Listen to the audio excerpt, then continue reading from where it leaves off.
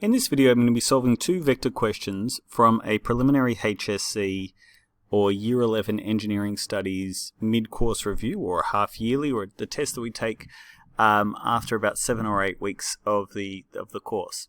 This is from the 2014 paper. It was question 25. On the left we have part A, and on the right we have part B. I've already solved this question twice. I did this when I first made a video explaining going through all of the 2014 half-yearly Year 11 paper. And I made a video in 2018. It's not great. It was one of the first videos I'd made when I first started, but I'm a big believer in watching things done multiple times can help you to understand how to approach things. So, in this particular case, what I've done is I've broken up the diagonal into, I've shown it as its horizontal and vertical components, and that I really go into the rectangle method, and I really explain how I do the trigonometry, which I'm probably not going to do in this video, as a matter of fact. So the first thing that's worth saying is that we can add vectors. Oh yeah, oh yeah, oh yeah. What does it mean to add vectors? Well, first of all, I'm going to mention this again in a second, but we have this website that I mentioned earlier. I'm going to mention it again, Physics in the Classroom. But a lot of people are familiar with the idea of planes, that you can have a tailwind or a headwind. A tailwind makes you go faster. So if you have a plane that normally its top speed is its top velocity is 100 kilometers per hour. We don't really like to use kilometers per hour. We like to use meters per second, but we're going to run with it. And you have a tailwind of 25 kilometers per hour. You're going to have a relative velocity of 125 meters per hour, kilometers per hour. A headwind, you can't have a negative vector. You can only have a vector going in the direction opposite to your frame of reference. So we might use north as positive. And in which case, a south headwind, right, is going to be negative, right? If it's negative to the direction we're going, we minus. So we're adding a negative vector. We can't have a negative vector. Vectors have to always be an absolute value greater than 1. But it's the reference point, the fact that it can, if it's going against you, you might not minus them. And then you can have a crosswind. Now, in the case of a crosswind, we'd use Pythagoras Theorem to figure out what the value of that vector is. And so if you're not sure of that sort of concept of how to add vectors, that's something we're going to look at in a little bit of detail here. But the physicsclassroom.com, it is the website I'm using here, and that can go through it a little bit more detail than I'm going through at the moment. Okay, the next thing I want to talk about is that in the test that I write, I'm very, very much like to use 30, 60, and 45 degree angles. Now, there are definitely questions I use that are some other number, but in Year 11, you can say that there's a very good chance, and in this paper, I can tell you definitively there are 30, 60, and 45 degree angles. Now, if you have everyone in front of you has a 30 and 60 degree set square in front of you. Now, the long side, if we called that 100%, the small side would be what percentage of that length? 50%, right? That is a trigonometry function. Now, I'm not going to explain the trigonometry here. You'll see the calculations, but if you are struggling with that trigonometry, watch my other videos. I will explain that later. Now, the medium size is what percentage of the hypotenuse? 86.6. We call it the disco number, right? If we take out our 45 degree set squares, what each of the two isosceles sides are what percentage of the hypotenuse? Yep, 70.7. 707. Yeah, 707. And for my Year 9, I just taught Year 10s. I made a plane noise, and I held the set square like a plane, like it was a stealth bomber. You can think of it as the 707, right? Anyway, so we're going to be looking at these two specific questions, and we're going to be using a sheet that looks like this to help us fill it out. So first of all, we'll go through part A of question 25. So what we're going to do is we're going to look at the reason why I have two videos. I have one working on the board and this one is this one's got animations. And so if we have a look here, I have to move my window so you can see the animation, which I don't like, but okay, so the idea of adding vectors is that we move the vectors until all the arrows are going in the same direction. What we call that in physics is we typically call that adding them tip to tail. And what we then want to do is we want to, from where the arrows start to where we finish is going to be the resultant. That's going to be if we add up those forces. The same way that if I had different people pushing, I like to talk about if we had to replace those three people, Alice, Bob, and Charlie, are we going to replace them with one robot? How much work would that one robot have to do compared to the other person? And I'll show you just the second video while I've got those animations. So for the second video, we've now got a force pushing in, and because I've recognized that these two videos or these two vectors are already touching, right? I thought, well, I'll just move this one that isn't, because these are already going tip to tail, because they're already going in the same direction. I'm just going to move this one. Now I could have just as easily moved this tall one to here. That would have been acceptable. And that is what I did later on the board. We'll see that in a second. But what I've done is I've slid them up. Now, there's different ways of sliding these. That I'll show you some later point about how we can use set squares to transfer angles without needing protractor. But for the moment, we're going to focus on just analytical methods and using protractor to do, or if we're going to do a graphical solution. So I will go through this paper, this solution, but what I really want to focus on is the work that I've done on the board, and we'll compare that to what we've already done here. So I'm just going to move that down because I think that'll be about right. Now, the idea for showing, I just wanted to say that it's worth pointing out that these questions, we see them even in trial exams. Adding vectors could potentially be in a trial. We typically tend not to do this. We tend not to focus on this in year 11 and 12. Year 12. But it could be something that we use. I haven't solved this one, but it could be the sort of thing that we do in later years. Okay, what I wanted to also talk about before I go too far is that if you're looking for some vector questions, this resource, which is the Physics Classroom, I'll show you the link, thephysicsclassroom.com, and if you go to vectors, it's a pretty reasonable place to go. What I also wanted to show is, there you go, some songs.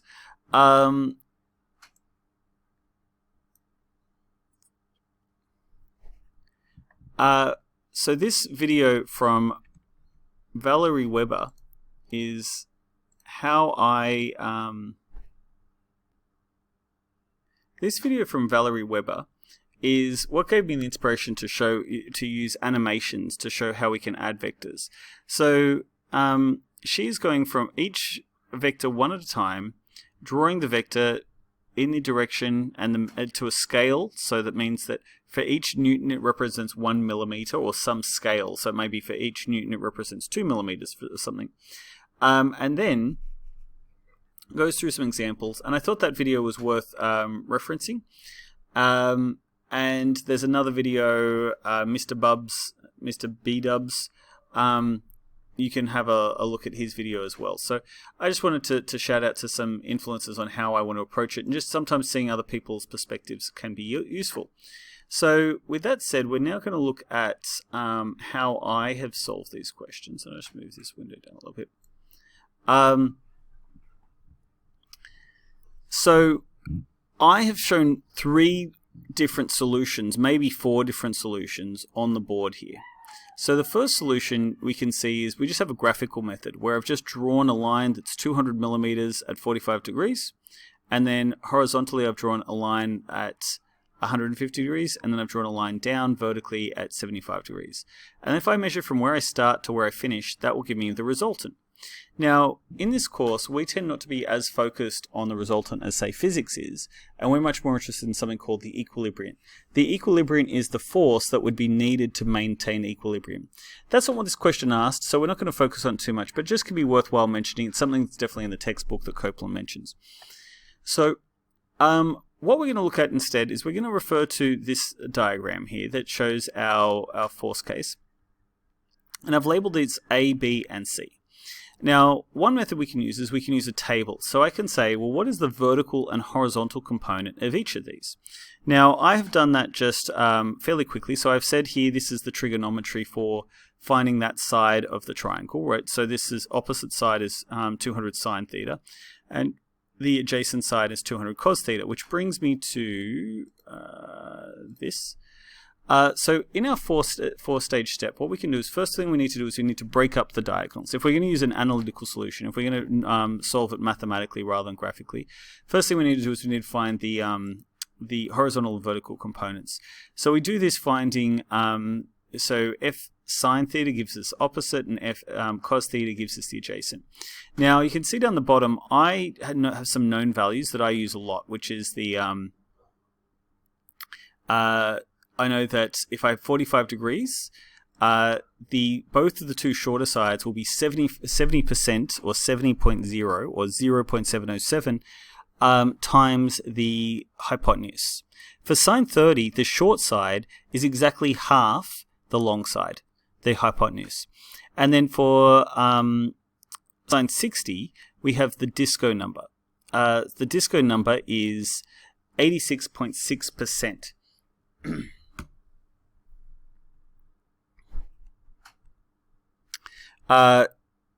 And that's close enough for us. That's actually accurate to 4 decimal places.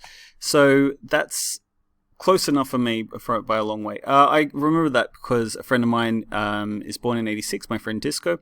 He's an engineer. I tell stories about him in other times. And that, for me, has been really helpful for me to estimate that the side that's I know the short side is 50% of the long side, the hypotenuse. The side that's in between is between 50 and 100. It's 86.6. And that can be really helpful for me. It doesn't help everyone, but it helps some number of students. So we can have a look at that table here. How did I approach that here? So I've written the table horizontally, not vertically, and I've got this number here, sigma, to represent the sum of the vertical components and the sum of the horizontal components. Now, I've said that in this, we're doing question 1.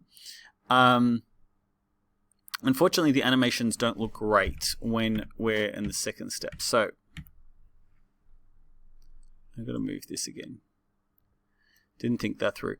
Okay, so what are we going to do as we continue? Well, so a lot of the time when we're talking 45-degree triangles, people in maths might know that there's a set value.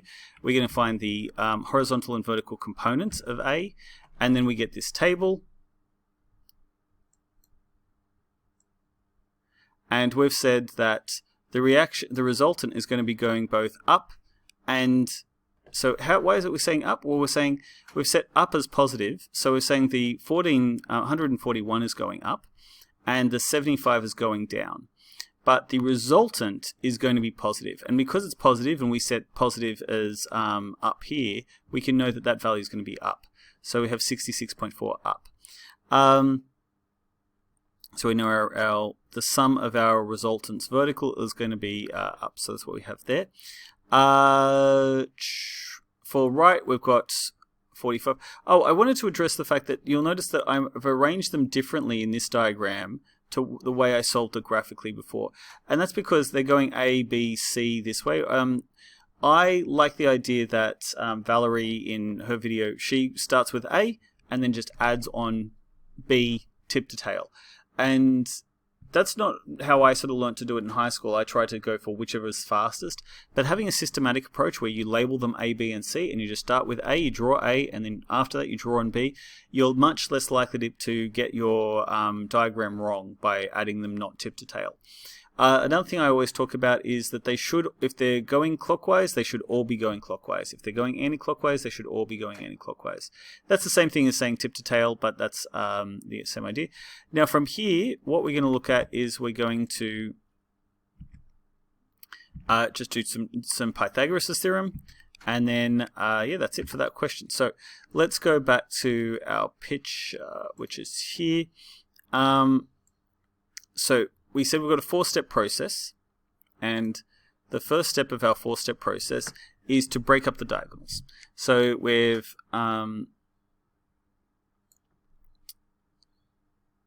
broken up the diagonals here. We've done that. Then we've added the verticals and the horizontals to get this answer, which we've done there. Now, another way of doing it is just this quick line of these 2 or 4 lines of equations here. And you can see that I've said this is an alternative to the table. This is what Copeland's textbooks use. Either is fine. I really have it doesn't matter to me one way or another. I think most students like the table, but Copeland, you know, he's written his textbook in this format because it's a concise format and it's an effective one. Okay, so the next thing we're going to do is we're going to use Pythagoras' theorem to find the magnitude, which we can see we've done here. And then finally, once we find the magnitude, we use tan, the arctan, or tan to the negative 1, to find the angle. So the reason why I have 2 different terminologies here, I have both the term arctan, or atan, and I have tan to the negative 1. The reason I've referred to that is because on something like Excel, the formula you'll type in is atan, but on most people's calculators, they're familiar with tan to the negative 1 here.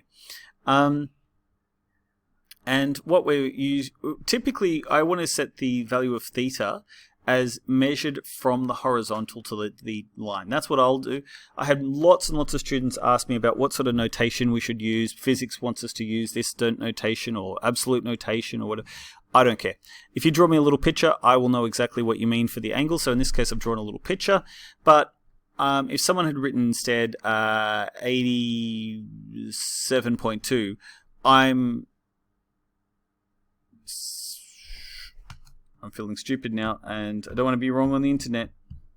If someone had written 77.2, I would have given that is correct. I would have had no problem with that. So that's one way of solving this method. So you can see here I've got my known triangles that I've written here is my known triangles, and I've got my disco number there. We can see that this is how we've approached it. So typically I write it as the tan to the negative 1, the vertical component over the horizontal component. That's typically how I like to do it. I haven't written horizontal component over vertical component, but we can know that because we've carried those values across. Another little diagram, and this I talk more about in this vectors video I talked about here. You can see that I've made a rectangle of forces there.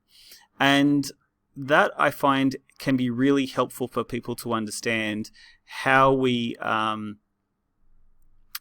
approach the idea that if it doesn't make a rectangular shape, something's wrong. Now, if we look at our next drawing, we can see, well, it's still kind of rectangular. We're still making a rectangular shape.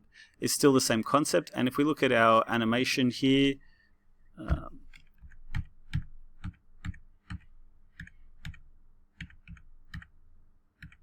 okay. If we look at our animation here, we're still going to get a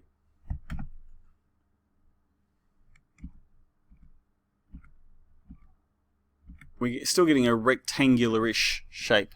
So that solving that rectangle, I think, can be a really helpful way. For this one, we're going to solve the process using this form that I've made to maybe help you to scaffold how we're going to go through this process. Now, I'd already recorded the first half before I did the colored boxes, but if you want to pause and fill in your answers for the colored boxes, you can do that at this time. I'll just talk for a second or two longer so that you can see that the green box goes into the value. So we start with the red box, and the value in the red box goes in that first section. And then at step 2, we're going to fill in the green box. Step 3, we're going to written 4 and 5. I've forgotten 3. Oh, that's a 3. It looks like a 5, but it's a 3. I think I rubbed it out and wrote, anyway, that's a 3. So 1, 2, 3, and 4. It's a very bad 3. Sorry about that. Okay, so we're going to go on. We're not going to worry about that one. We're going to do this one using that same method. So we're going to fill in our box. Now you can see here, this is what it will look like when you're done. The red section is going to have how you've calculated the vertical and horizontal components of the diagonal. The green section, you're going to add up your vertical and horizontal components using a table. Now, if you want, there's space here for you to put the stuff that's in the cloud, right? These clouds, right, the alternative to the table, they can go there. If you want to do that, that's how Copeland writes it, that's fine. You don't need to do the table, it's an alternative. I gave you space there to fill that in. Okay, so the Pythagoras Theorem is the third step, not fifth step, it's the third step. It's this one here, and this one here. And then finally, we're going to fill in the fourth box, and we're going to get the angle. Now, I don't always ask for the angle, but I might. Yeah? And if I ask for the angle, then that's this last step. Okay, so we're going to go through that together. We're going to go through the fourth one, looking at what I wrote on the board and filling in the pieces of paper. So first of all, we've got 4 steps to solving this. That's if we're solving it analytically. We can solve it graphically. While I paused, my computer crashed. I showed students how they can add them graphically by using set squares without even using a protractor. But I'm going to say that you can draw your angles using a protractor. You start with A, you draw from tip to tail, you add on the vector one by one, just like Valerie showed in that video. Then, here you can see, I have solved this here. I solved it graphically. I used the protractor, I drew 50 up. I used the protractor, I drew across 80 across. And then I used my protractor for 30 degrees, and I measured out to a scale. Now, when I say a scale, that means that it might be something like 1 millimeter equals 2 newtons, or 2 millimeters equals 1 newton. You might use some sort of scale. And then I've made sure that they all go tip to tail, that all those arrows are going in the same direction, and then the resultant goes from where I started to where I finish. So we're going to fill in those forms that I gave you, right? We're going to fill in the form that looks like this. In the first box, what are we going to put in here? We're going to put in we're going to break the diagonals into horizontal and vertical components. Now, I've told you some easy angles to remember. Why have I done that? Because we're regularly going to use those angles, right? Sometimes in the HSC, I might give, or even in the half yearly in year 12, I might give you a 20-degree angle. But usually I'm going to try wherever reasonable to give you a 30, 60, or 45-degree angle. So what am I going to fill that in? I'm going to fill that in with this. Right, you can see this red box. I filled in the red box. Oh, we don't need that anymore. I filled in the red box with this information. You can see that. You can see how I copied that red box onto here. Then I filled in this table. So I had the table I've outlined in green. And what I've done is I've said A is going up. So it's 50 up. It has no horizontal. B has no vertical. It has 80. But the 80 is not going in the direction of my arrows, so it's negative. C is going down, so it's negative. And how much down is there? Half of 37, half of 75, which is 37.5. And then it's going across. Is it going in the direction of the arrow that I said is positive? It is. So we're writing plus 64. Now we find out the totals. The total vertical is 12.5. The total vertical is 12.5. So it's going up because there's more up than down. As for going right or left, there's more left, there's more negative. Even though we can't have a negative vector, there's more left than there is right. So that means that we've got 15.05 left. Now I think I just started writing 15 because I got lazy. But I still have the error here. I actually took a photo of this and then I realized I wrote down this value instead. I'm going to try and ignore that because it's correct everywhere else. Now, an alternative to this green box is the green cloud. That's what Copeland does. That's totally reasonable. If you don't like the box, you can do this. The calculation's correct there. Another alternative is you can just do the rectangles. You can say, how much up have I got? Well, the biggest side of the rectangle is 50. This is 37. How much extra rectangle do I need to close the rectangle?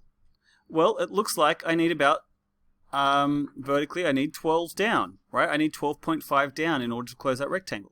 How wide is my rectangle? Well, I know my rectangle is 80 wide. So if I know this side is 65, how much more rectangle do I need? Well, I'm going to need another 15 to close that rectangle. So that's how I can find my values. That's another way of showing you're working out.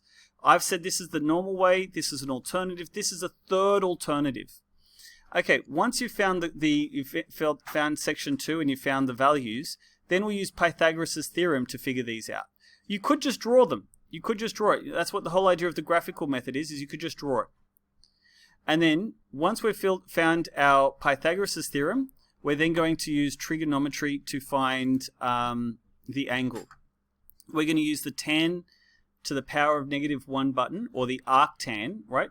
So if you're using Excel, you'll type atan, but generally we talk about tan to the -1. Now, I always write the vertical component over the horizontal component. I had a student ask me just before, is it vertical over horizontal? And I didn't point to this piece of paper that says vertical over horizontal. You can write the angle however you want. I'm a smart guy. I will figure out. I can take the number and I can figure out what the answer is. I'm not going to be fussy about how it's noted. I just like to draw a little picture that helps me. I always measure from the horizontal. Okay, that's the 4 steps. First, break down the components. Second, take the sum of the horizontal and vertical component. Then use Pythagoras' theorem to calculate the magnitude of the vector. Finally, we find the direction, using tan to the -1. That's our 4 steps. Now I'm going to go and show you how to do this on, go to the recording, the animated video, and we look at how I referred to it there. I'm going to go back to our slides here. I'm not going to worry about zooming in because it's a lot easier to show it here. And what we're going to say is the first step we did was we broke up our diagonal into its components. So here you can see I've used the mathematical, the triangle ratios that you might be familiar from maths. I'm not going to go into that in this recording, but I do talk about this sometimes about how do we figure out what the value is of the disco number. The answer is we just use Pythagoras' theorem.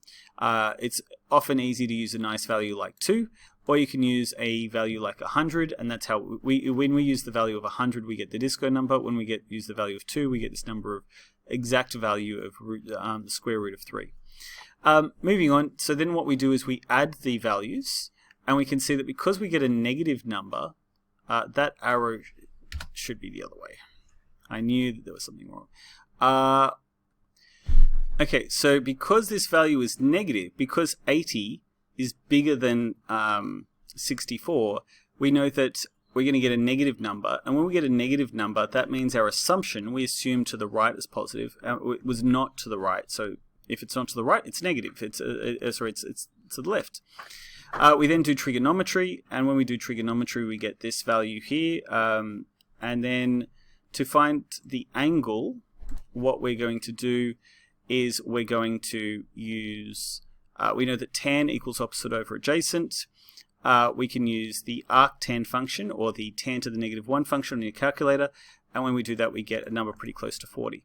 So that is how we did it. This question was worth 2 marks when I originally marked it in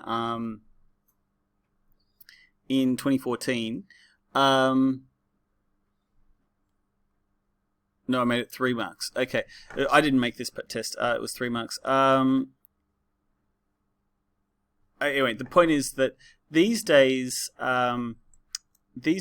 they usually don't worry too much about you including the right unit.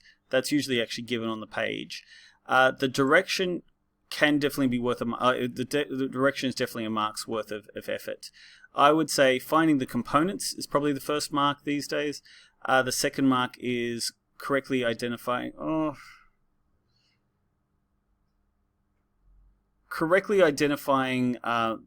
Doing the Pythagoras theorem probably gets you the second mark, and then the third mark is doing the trigonometry to find the angle. It really does feel like there's 4 natural parts here, which is finding these components is a big part of it. The idea is that usually students who can get to this stage can get to the Pythagoras theorem as well, and the first mark is usually a lot easier to get than the second mark. So that's a pretty comprehensive look at how to do vectors using these 2 questions from the 2014 paper as an example.